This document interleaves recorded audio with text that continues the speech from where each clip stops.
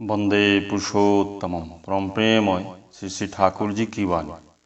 आलोचना प्रसंग प्रथम खंड से एकांश। 29 आषाढ़ 1347 शनिवार 13 जुलाई 1940।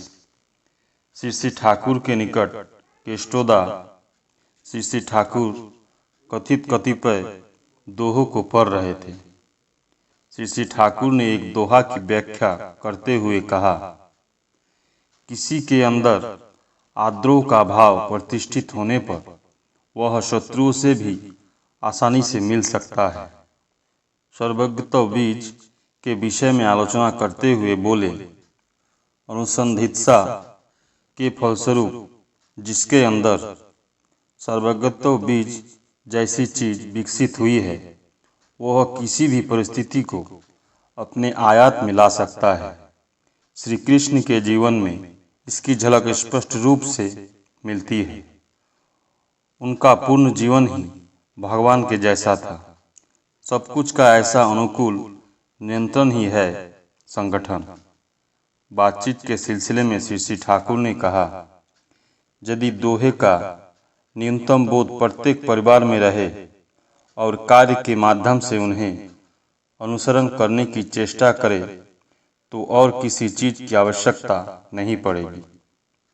सरोजनी माँ ने श्री श्री ठाकुर से पूछा, मेरा खोका सिनेमा देखना चाहता है, क्या करूँगी? श्री श्री ठाकुर, नहीं, जाने देना नहीं है। थोड़ी देर बाद ही अरुण आया। उसे देखकर बोले, जब तक यहाँ सिनेमा नहीं खोल सकते हो तब तक सिनेमा देखने नहीं जाओगे। केष्टोदा या तुम्हारी माँ यदि ले जाना चाहती हो एवं नहीं जाने पर दुखित हो तब तो कोई बात ही नहीं है। अरुण भी खुश होकर राजी हुआ। श्री श्री ठाकुर ने केष्टोदा से कहा, उसे सदाचार सिखाओगे, संध्या भी मानो वह विधिवत करे। 31 आषाढ़ 1347 सोमवार 15 जुलाई 1940।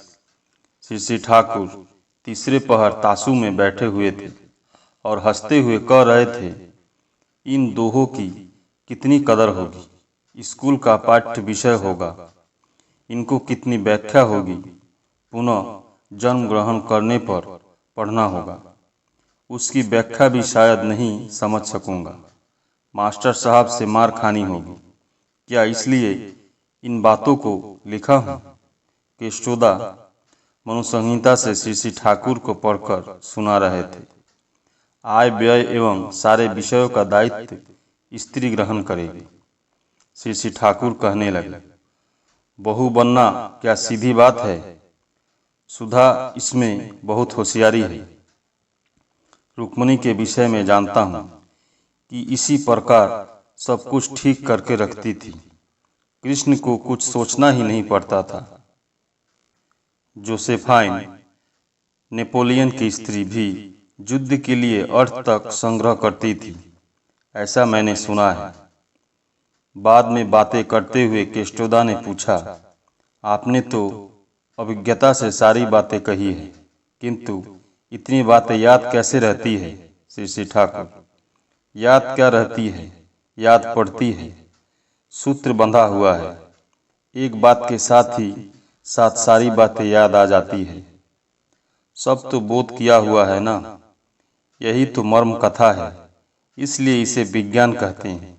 इसके एक शब्द के गड़बड़ होने से सब गड़बड़ हो जाएगा।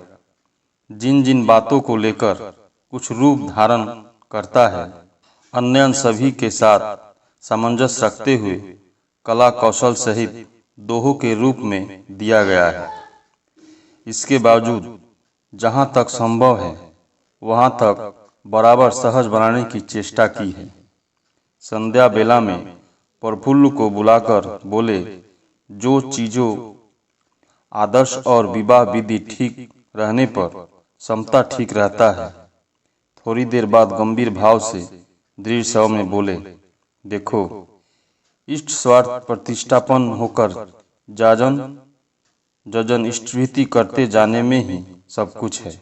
इसका रंग जिसमें जितना अधिक चढ़ा है वह वृत्ति जिसकी जितनी नियंत्रित है वह उतना ही बड़ा है। जो बड़े हुए हैं उन्होंने किसी न किसी रूप में ऐसा ही किया है। देर रात में एक भाई श्री ठाकुर के यहाँ अपनी कुछ शिकायत पेश करने आए। श्री ठाकुर ने तत्क्षण उस शिकायत से जड़ित लोगों को बुलवाया।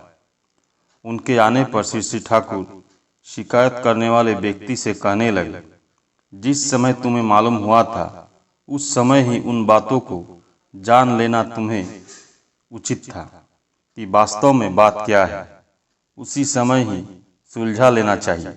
3 महीने से तुम्हारे मन में लगातार ये सारे अनुयोग मौजूद रहने के फलस्वरूप तुम्हारा माथा गर्म हो रहा है।